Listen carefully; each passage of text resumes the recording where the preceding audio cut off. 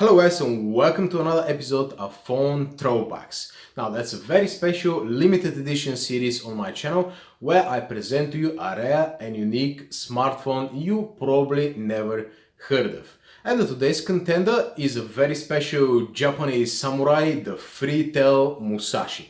Now not only this phone has two touchscreens, but there's one unique feature which makes this phone way ahead of its time, guys. But before that, I must say I'm very grateful to all of you guys for the overall support that I'm getting on my channel. I've just hit 7,000 subscribers and that's the reason that I'm celebrating with another episode of Phone Throwbacks. Now, I can't really imagine to do this without your support and without your encouragement, guys. I like the comments, I like everything going on, and my channel has never seen such a big success. For last month I've made 800 new subscribers and I've got over 600 shares of my channel, guys. Now these numbers might not sound great to you, especially compared to the big channels, but for me especially, I have never seen such a growth before and I'm very grateful to each one of you guys for the support. I promise I'm not gonna disappoint you. And something very important as well, the next milestone, which is going to be 8,000 subscribers. Fingers crossed I do that up until Christmas. I've got a special episode coming down of Phone Throwbacks and I'm gonna reveal why it's special for me very soon, especially that number of 8,000 subscribers. But now let's waste no more time and let's have a closer look to the Freetel Musashi. Now before I start with the quick unboxing, let me just point out that this phone actually was made for export for the US and the asking price was $250 back in 2016, guys. Now we can see some of the specifications over here. Both the dual screens are 4" each, but unfortunately the resolution is ancient at 480 by 800, guys. Can you imagine? That's even lower than the new iPhone XR. Now the processor is MTK quad-core processor and I have no idea what it is. Oh, LTE. All right, it has LTE. So let's see what do we have inside, guys. That's the phone itself. I'm gonna leave it at the side for now. So what else do we have? This special carton over here is made of recycled bamboo, for example, and over here we've got some short manuals. I can imagine, I have no idea. And over here is our warranty card. Inside we've got a charger and USB cable as well. Nothing special really, but the phone itself, guys, is actually quite special because it has a dual touch screens. But before that, let's check on the sides over here. We've got a power button over here, guys. Over here we've got a micro USB charging slot. On the other side we've got our volume rockers. At the bottom we've got one microphone and at the top is obviously the hinge over here.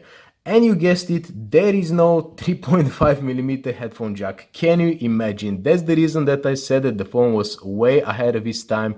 In 2016, no headphone jack, which is absolutely ridiculous. I mean, I can understand you've got two screens over here, there is no place, but over here, what exactly do you have over here, guys? That's unexplainable to me. So that's why I had to go on eBay and buy one of those cheap adapters, 3.5mm to micro USB. And of course, this sound output is quite terrible with this cheap. I think I've paid like $2 or something like that for this adapter. So anyway, the phone itself is actually a very well built, guys. We've got brushed aluminum over here. The plastic is very nice and sturdy, guys. We've got a Freetel logo. I've got some scratches on the surface, but it's expected for a cheap phone like that. And over here we've got one of those scratchy sounds, of course made of metal. The back camera is a whopping 8 megapixel and at the front we've got a small 2 megapixel camera, guys. But check this keyboard. Absolutely ridiculous. Now, because the keyboard has some sort of a strange backlight management, sometimes this button over here doesn't really light up, so you're having a really hard time. Let me zoom it up a little bit like that. You're having a really hard time, you know, deciding where is the directional position over here, so this is quite uncomfortable. Unfortunately, you've got some shortcut buttons over here, but overall, check this out. You can piss your colleagues all day long with these buttons, guys. But the weirdest thing is that it is a dual screen phone, actually dual touch screen. So this screen is touch screen actually digitizer, and this screen as well has a digitizer as well, so you can operate this phone no matter which screen you're using. And the overall experience is not very good, unfortunately, because the MTK processor is quite an old budget one, only 1 GHz quad core, and you've got only 8 gigs of storage plus 1 gigabyte of RAM, guys. And the worst thing about this build is that, check this out, I mean absolutely stock Android, no other functionality. Check this out, Android version 5.1, which is absolutely ridiculous, guys. As you see, the security patch level is from 2016 and the baseband is on the Molly. Basically it's on the Molly platform. That's a stock Android that quite a lot of the Chinese phones are using, so no updates ever since this phone was actually released 2 years ago. But the thing is that the Android 5 was released back in 2014, so it was already running a 2-year-old software, guys. And actually there is nothing special about this phone apart from the screens. I mean, it's not exactly that much laggy, but if you play a game, that's absolutely a disaster. And if you download something from the Play Store, I mean 1 gig of RAM, that's gonna piss you off, guys. I had a few applications to update yesterday. It took a few hours. And actually, I mean, I really love the design and the idea of this phone. I guess in Japan, using a flip phone, even nowadays, is still a thing. But to me, especially in Europe, I really have no idea why would you like to use this keyboard, because it's gonna take you quite a lot of time to type whatever you're planning to type. Instead, you can just use the touch screen like that. Of course, you've got this option, guys. When you go to the browser, let's say, you can either, you know, use this keyboard over here, but have something else in mind. This phone is only a 4-inch phone, so these letters are quite tiny, and instead you can use this keyboard over here. But man, it's weird. I mean, it's weird to do that in 2018. So basically, pretty much that's it, guys. Freetel Musashi. And do you remember that with one of those flip phones back in the day, when you close it like that, you usually have your buttons imprinted to the screen after a while? Well, that's not gonna happen exactly anytime soon with this phone, because you've got these small ridges over here, so the display doesn't actually lie centrally down to the buttons. It's a little bit raised up. There's a small gap over here.